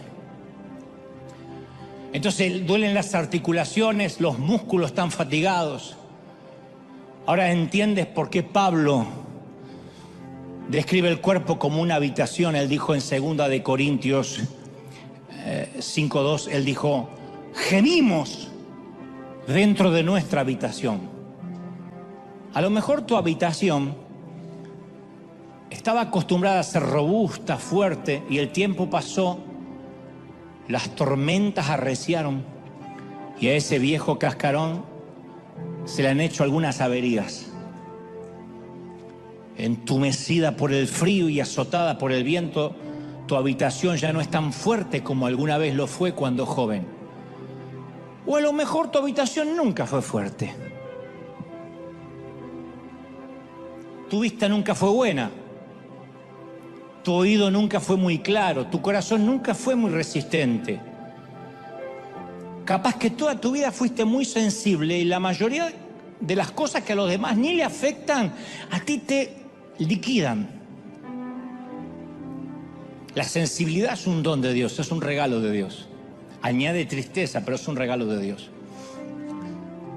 Tal vez tu andar nunca fue muy vigoroso y has visto a otros como dan por sentada su buena salud y tú nunca la has tenido. Sillas de ruedas, muletas, visitas regulares al médico, operación en la rodilla, cuartos de hospital, agujas, estetoscopios, diálisis, sueros intravenosos. Darías cualquier cosa por un solo día con el cuerpo saludable. Y mira lo que dice la versión de la Biblia de Jerusalén acerca de las mismas palabras de Pablo, eso de dentro del cuerpo de la humillación. Él dijo, Él transfigurará estos cuerpos miserables en copias del cuerpo glorioso de Cristo. Entonces, a pesar de que la fraseología cambia, la promesa es la misma. Así como Dios puede hacer un roble de una semilla y un tulipán de un bulbo, Él hace del cuerpo viejo un cuerpo nuevo, un cuerpo sin corrupción, un cuerpo sin debilidades, un cuerpo sin deshonra. Yo sé que tendré un cuerpo idéntico al de Jesús, que mi dolor no va a durar para siempre. Tu dolor no va a durar para siempre, tienes que creerlo. En primer lugar, quiero que hablemos de tus síntomas. Tú dices, ¿qué sabes cuáles son mis síntomas? Y bueno, de eso se trata. Hace un tiempo, meses, algunos años, una noche y sin aparente razón, te despertaste con una ansiedad que nunca antes habías sentido. Todo dolía, pero dolía de una forma muy extraña. Recuerda que cuando comenzó fue una sensación como de malestar, de inquietud, una especie de inquietud, pero que después se transformó en algo omnipresente, que te acompaña donde vayas, se queda contigo, hagas lo que hagas. Sientes que algo no va bien, aunque no lo puedes identificar exactamente, no sabes qué es lo que no va bien, pero es un estado de desasosiego que te quita la paz. Una infelicidad, una tristeza que no se marcha y que a veces hasta te enturbia los momentos que sí son agradables. Este mensaje va para aquellos que perdieron la risa, la carcajada y no saben por qué. Yo le llamo esa importante e insoportable sensación de querer que todo se termine, que el presente desaparezca, que las cosas cambien. Hay un displacer que te empieza a roer las entrañas y dejaste de descansar. Y de todos los síntomas, este es el más cruel, porque cuando dejas de descansar, dejas de dormir, y cuando dejas de dormir, por ende, dejas de soñar. Al menos antes huías de ti mismo por las noches, decías, cierro los ojos y no me levanto más, pero cuando pierdes el descanso, no hay 8, 9 ni 10 horas que te repongan de la fatiga del alma. Y entonces uno siente que no hay tregua, que tu mente no para. Este mensaje va para aquellos que dicen, mi mente no para de imaginar cosas, de sentir cosas negativas, estoy estresado, tengo temores. Y no puedes desconectarte de tus propios pensamientos, que es lo más difícil. No logras escapar de ese extraño malestar. Al principio dejas de disfrutar, nada te satisface, después todo te irrita y cuando te das cuenta tienes el cuerpo de un zombi. Si bien te congregas, vienes a la iglesia, te mueves como un zombi, porque es una suerte de callosidad emocional, almática, espiritual. No digo necesariamente tu diagnóstico es que vives en depresión. Estoy hablando de aquellos que están viviendo una angustia, una tristeza. Y esa callosidad produce insensibilidad, que es proporcional a lo profundo del pozo que te encuentras. Porque cuanto más hundido estás, menos sientes. Cuanto más te desgarras por dentro, más te desconectas por fuera. Y con la capacidad de sentir, también se marchan tus energías. Esas fuerzas, adrenalina que antes tenía para comenzar un lunes por la mañana y decir, me queda una semana fructífera, ahora te arrastras, reptas toda la semana para llegar otra vez al sábado o al domingo. Y tu vida empieza a andar en piloto automático. Limpias la casa, haces las compras, vas a trabajar, tus hijos te hablan, pero no estás ahí. Sientes dolor en el pecho, en la cabeza, en las entrañas, pero te duele de una forma completamente diferente a cualquier dolor físico que alguna vez hayas experimentado. Es el dolor del alma. No se deja comprender fácil y tampoco tiene una solución inmediata. Esto no se resuelve reprendiendo necesariamente un espíritu. Y no estás consciente de que algo anda plenamente mal hasta que algo se rompe en tu interior. Y luego, una mañana como esta, una tarde, una noche, según como me estén viendo a la hora que sea en otras partes del mundo, oyes este mensaje y la sospecha que tenías se convierte en certeza. Diagnóstico: tienes el corazón partido. O como diría el apóstol Alejandro, tienes el corazón partido. Que me va a entregar sus emociones, que me va a pedir que nunca la abandone. Pues yo sé que todos están cantando para que se la saquen de encima ya de una vez. ¿Quién me tapará esta noche si hace frío? ¿Quién me va a curar el corazón partido? ¿Se acuerda? ¿El corito lo conoce? ¿Quién llenará de primaveras este enero y bajará la luna para que juguemos? Pero no es una canción romántica esto, ni es una metáfora de los años 90. Estoy hablando de que de verdad estamos rotos por dentro algunos y a veces no tenemos la menor idea de cómo repararnos. No tienes la menor idea de cómo repararte porque te niegas a pensar que tienes una enfermedad y te avergüenza contarle lo que te pasa a otros cristianos, que esto es lo peor. Pero la padeces, estás triste y esto no se soluciona con un par de suturas, ni con que te oren, imponiéndote las manos. Ojalá fuera así de fácil. Con todo placer. En mi caso podría orar por todos aquellos que dicen yo tengo el corazón partido. Pero no lo es.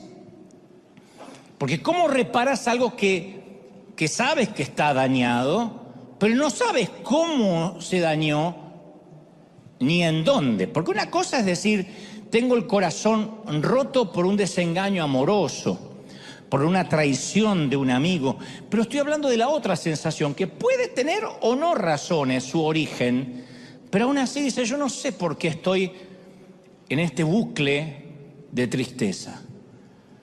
Y dices, ¿cómo sé si tengo que rendirme a esta nueva normalidad o resistir y pelear? Porque a veces se siente como que estuviésemos condenados a vivir con nosotros mismos cuando sabemos que nuestra mente es nuestra peor enemiga, la que continuamente cuando queremos descansar no nos da tregua. Y es un camino que termina siendo un sendero de oscuridad, sin señales, sin vistas panorámicas, sin destino claro, y un nubarrón gris que pulula nuestro cielo. Y no hay prótesis para un corazón que se ha hecho añicos. Ojalá también la hubiera. Pero hay un momento en que solo deseas una noche de sueño. Estoy hablándole a los que dicen, yo deseo una noche seguida de sueño, sin interrupciones. Y lo que es mejor, que por la mañana tenga ganas de levantarme. Como cuando parecía que todo era feliz, como cuando saltabas de la cama, porque te puedes mudar, puedes cambiar de empleo, puedes cambiar de cónyuge, incluso de iglesia, pero a veces esa nube oscura no cambia, porque con el tiempo define tu cielo, define la forma en que vives, y es una agonía casi a nivel arterial. Literalmente, el síndrome del corazón partido existe. Es casi una presión arterial. Uno siente que está viviendo un invierno acerbo, áspero, interminable, como si nos hubiésemos mudado a la Antártida. Entonces, para todos esos que ahora se identifican con esta diagnosis, con este diagnóstico, va este mensaje. En segundo lugar, quiero hablarte acerca de los antecedentes en otros pacientes. Porque cuando uno tiene esta tristeza que no se va, uno tiende a pensar la falacia, la mentira, que uno es el primero. Pero no eres ni el primero ni el último.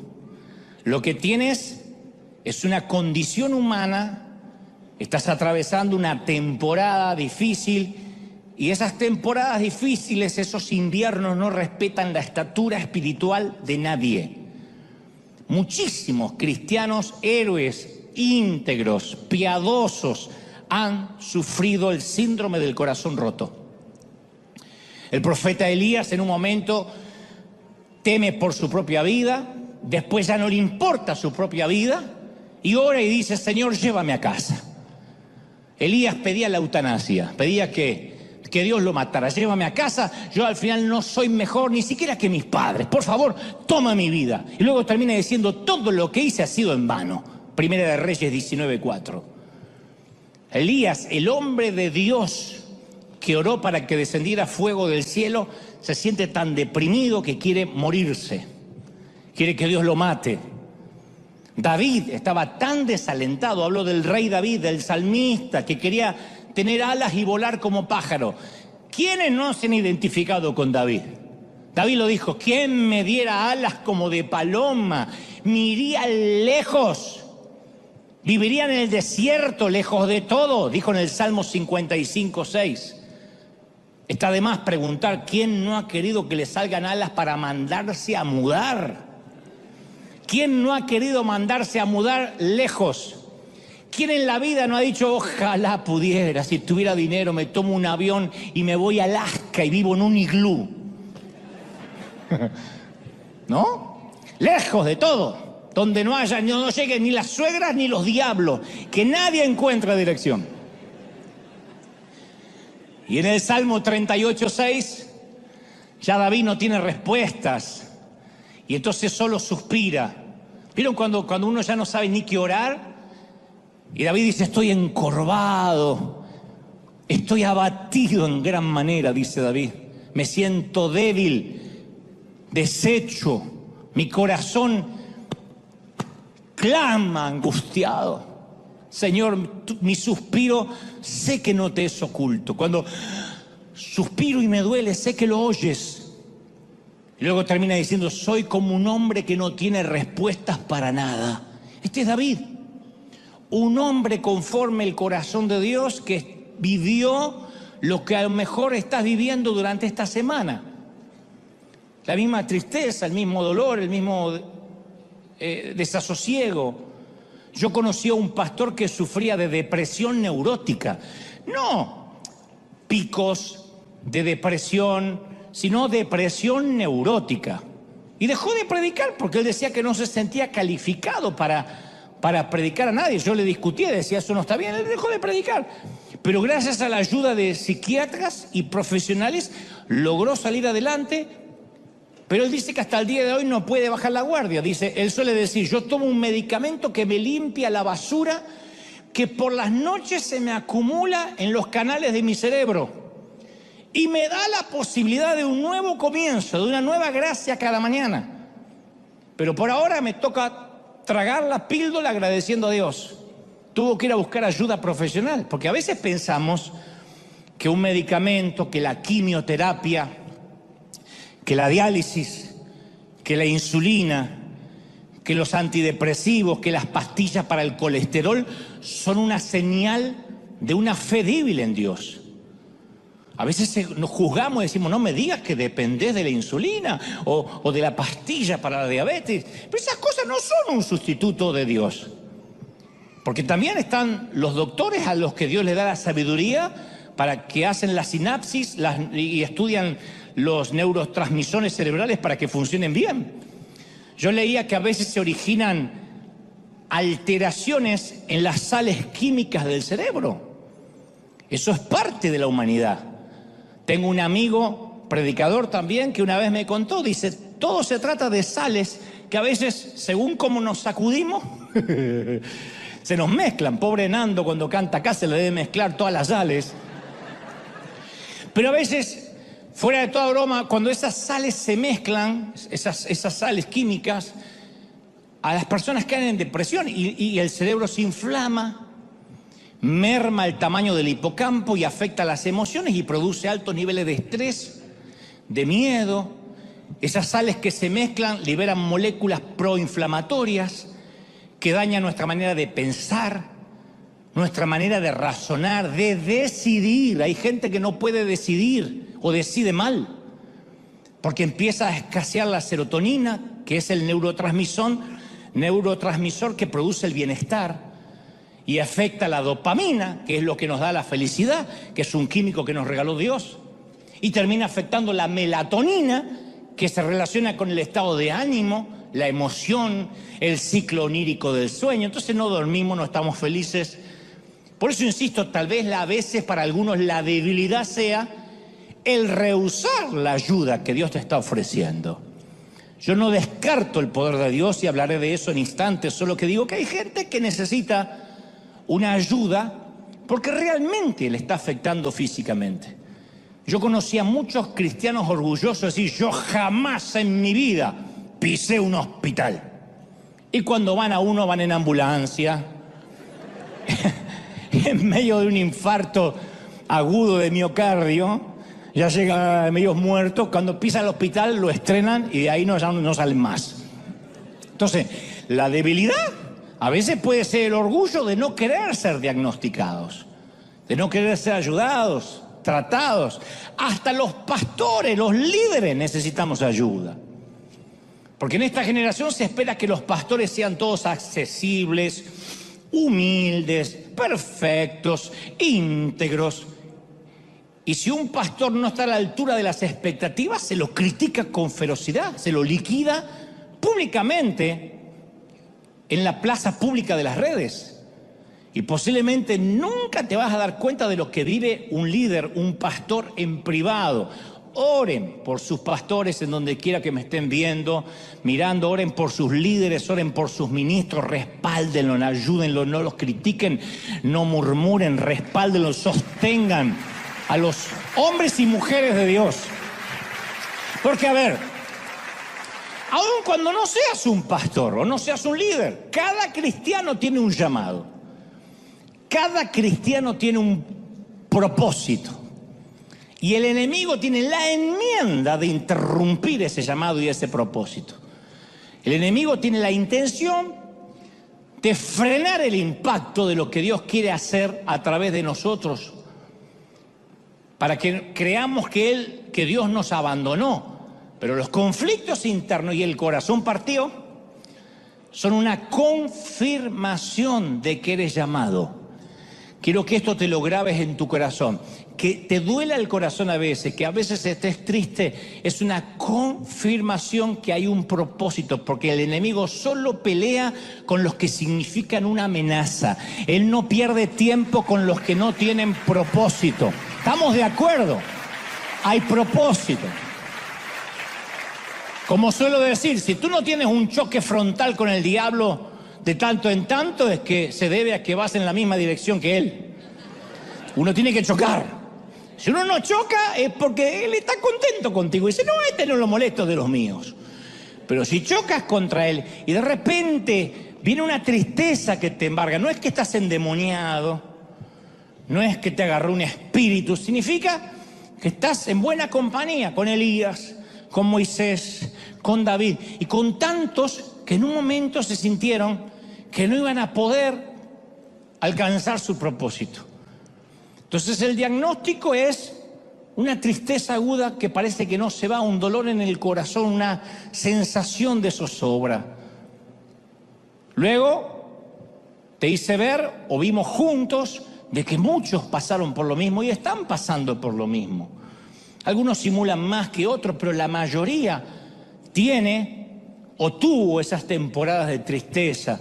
Porque hemos creído como que si alguien se deprime o está triste es porque no tiene fe, porque no ama a Dios. No, simplemente que son temporadas que tienen que pasar.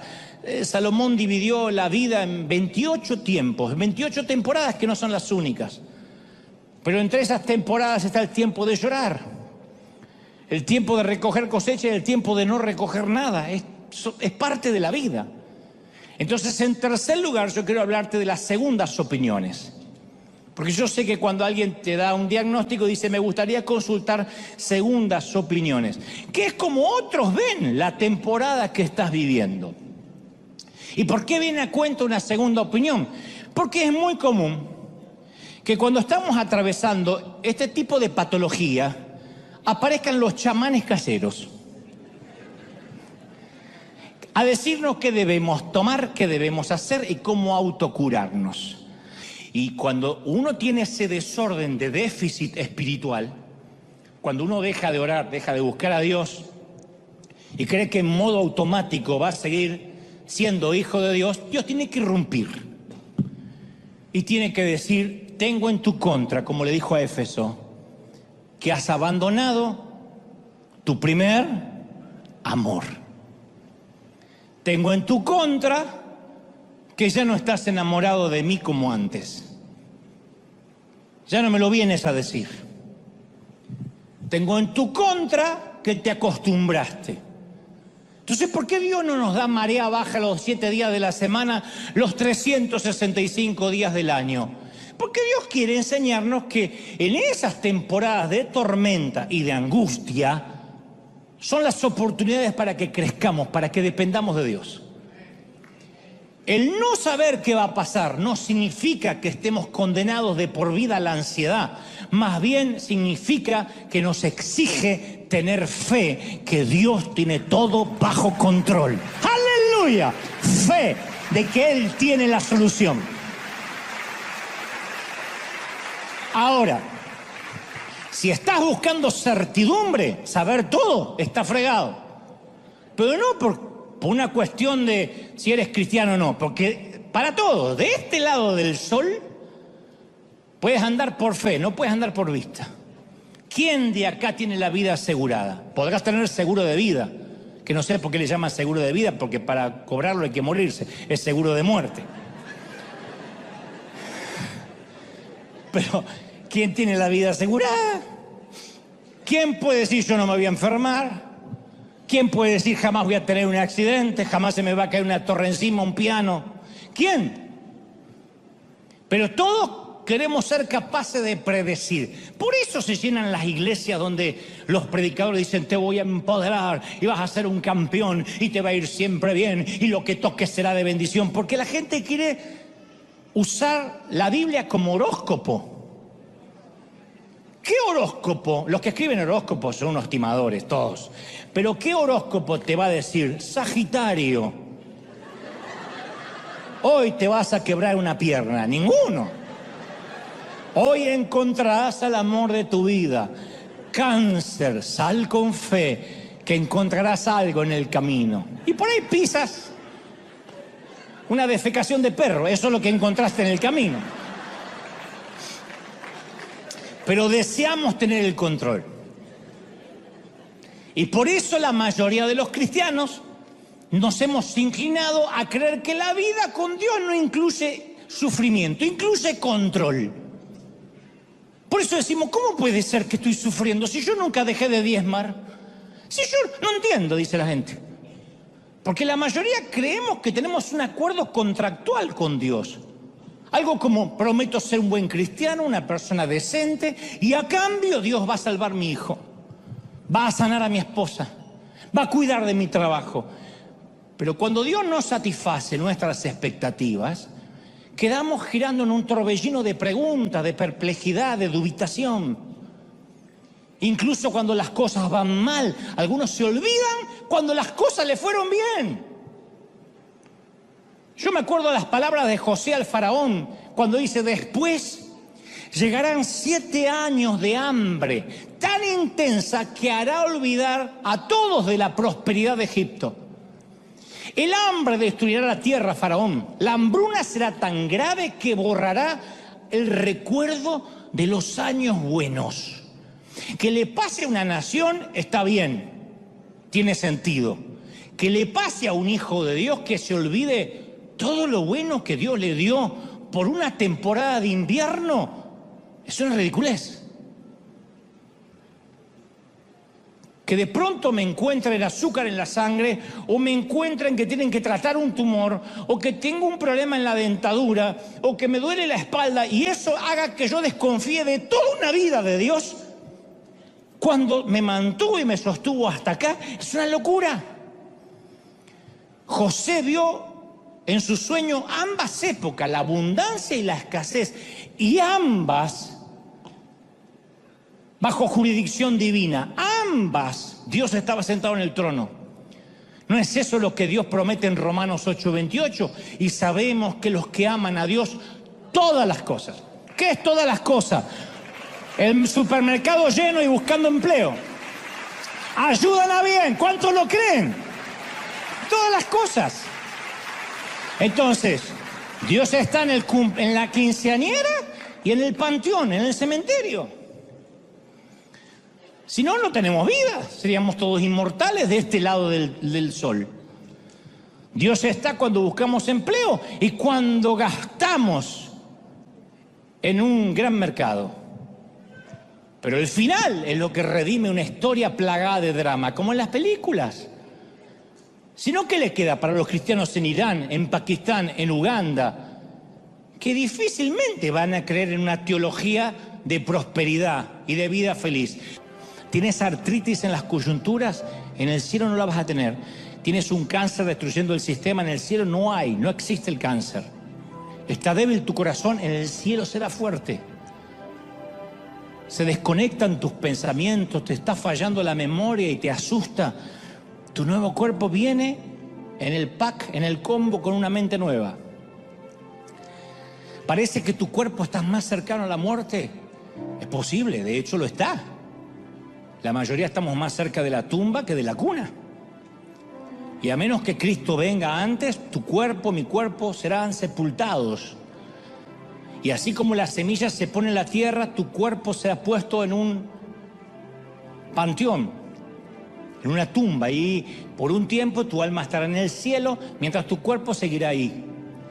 Pero la semilla enterrada en la tierra florecerá en el cielo. Y esto vale tanto para nuestro cuerpo como para nuestra fe en tiempos de crisis, en temporadas de tormentas. Por eso, para que esta terapia tenga efecto, necesitas descansar. Descansa, es lo que el médico te dice, descansa, ve a tu casa y descansa. Descansa en el Señor. Yo no puedo prometerte que tu corazón partió va a sanar pronto.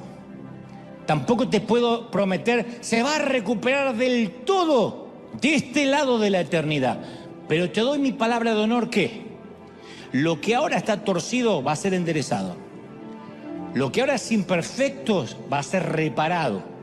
Lo que ahora está fracturado será más fuerte que antes. Y ese corazón que por ahora, por el momento, por esta leve tribulación momentánea está partido,